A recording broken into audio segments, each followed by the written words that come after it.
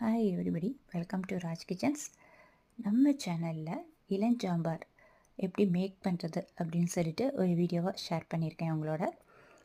இளஞ்சாம்பார்னால் என்ன அப்படின்னு கேட்டிங்கன்னா, ரொம்ப திக்னஸாகவும் இல்லாமல் ரொம்ப தண்ணியாகவும் இல்லாமல் நடுத்தர மெத்தடில் மேக் பண்ணுறது தான் இளஞ்சாம்பார். ரொம்ப டேஸ்டியான சாம்பாராக அமையும்.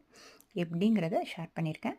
அதே மாதிரி தயிர் சாதம், ரசம், சாம்பார், எலுமிச்சை சாதம், புளி சாதம், தக்காளி சாதம், இது எல்லாத்துக்குமே ஏற்ற வகையில் உருளைக்கிழங்கு எப்படி மேக் பண்ணுறதுங்கிறதையும் உங்களோட நம்ம சேனலில் வீடியோவாக ஷேர் பண்ணியிருக்கேன்.